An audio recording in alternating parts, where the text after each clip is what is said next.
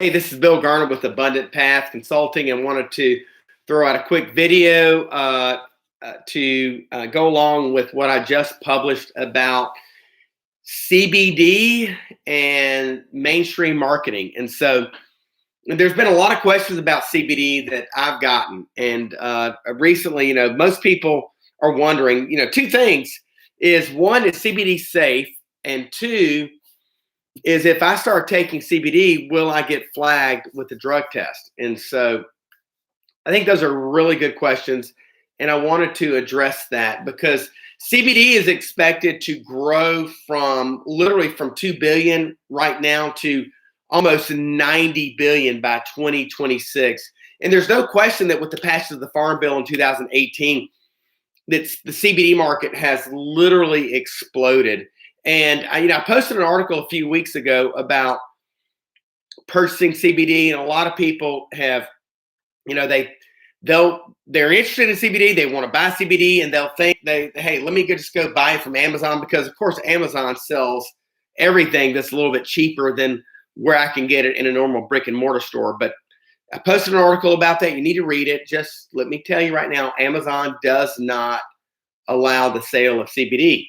And I hope that continues because, Amazon sadly has put out a lot of companies because they're so big and it's hard to compete against a giant like that. But right now, CBD is competing because they're able to compete in an open market by selling 100% pure whole CBD. And so anyway, so the question that a lot of you are asking is, can I get in on the action? I take CBD and I've experienced the benefits of CBD, and I want to get in on the profitability of CBD, because the reality is that when you want to make money in networking and marketing, it's important to capitalize on the trends that are in the market. And CBD is hot right now. And I don't think that's going away. I think it's going to continue to grow.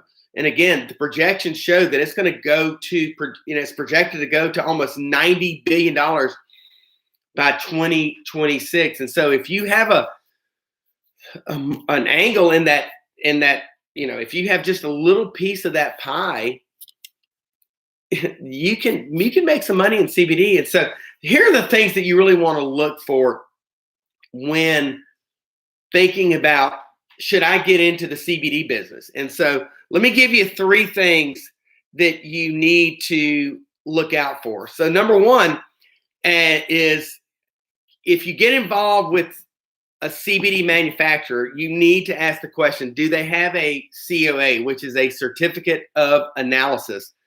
And what this means is, was there a company that did an independent company that did, it's called a third party analysis of the product to verify both its content and its THC level. Now, it's really important for you to understand that THC is the ingredient that is the red flag for a lot of people. So if you're marketing a CBD product that has THC, you're gonna cut off a lot of people who are gonna say absolutely can't take that product, because a lot of people are worried. The 2 big concerns with CBD is, one, is it safe? And 2 is, will I get flagged with the drug test? And so people who are worried about either one of those, if your product has THC, then you're probably going to disqualify a lot of people. I mean, I, for one, am not going to take a product that has THC, just not going to do it. And so, one, if you're going to market CBD, can your company produce a product that has a certificate of analysis? Number 2, can the CBD product be competitive in the market? Now, this is really important. In the arena of direct sales, there are a lot of really good companies out there that are marketing CBD, and they got out there ahead of people. But if you'll look at their products and the price point on their products, you'll realize that they are having a hard time competing because their products are way overpriced.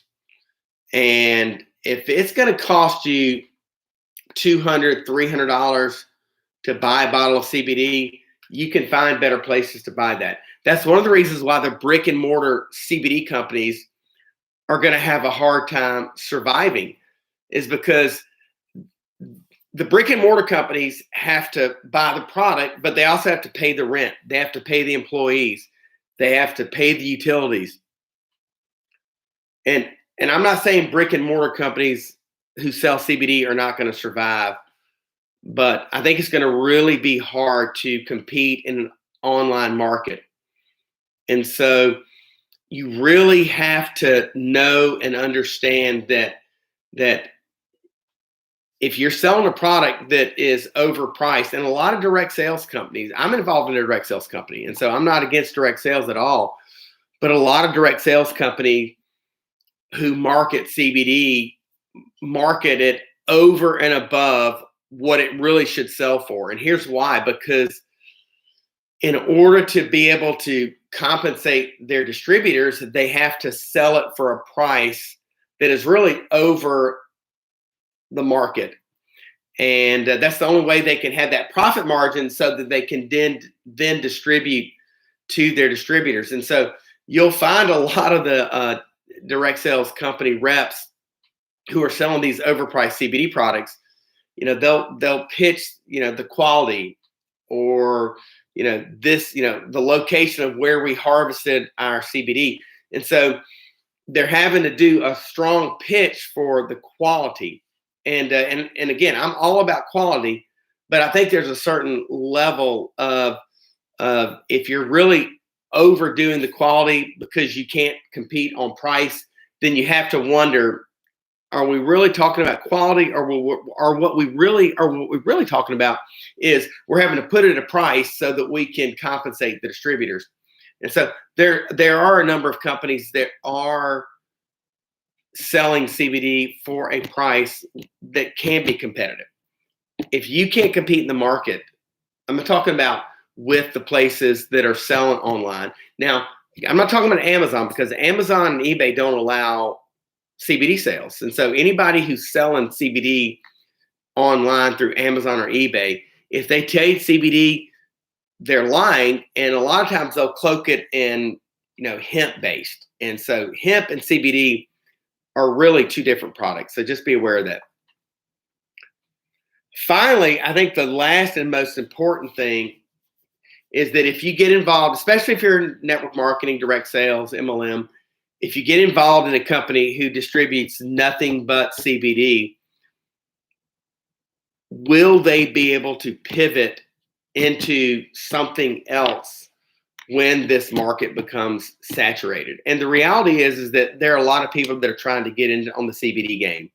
And so if you're involved in a company that just does CBD, you have to understand that eventually that's going to play out. Eventually, the big box retailers are going to catch on to that. And so there is a window of opportunity to ride CBD, but you've got to be involved in a company that can be ready to pivot into the next trend. And so I don't know about you, but I'm ready to ride this trend until 2026.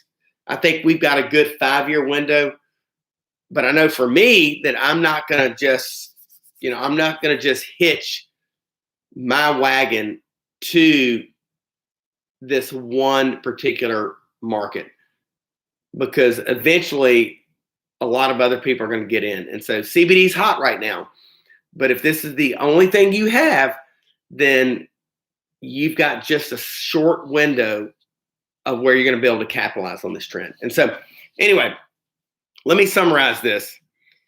The future of CBD is bright.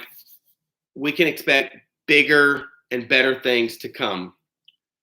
Now more than ever, people are looking for natural alternatives to wellness.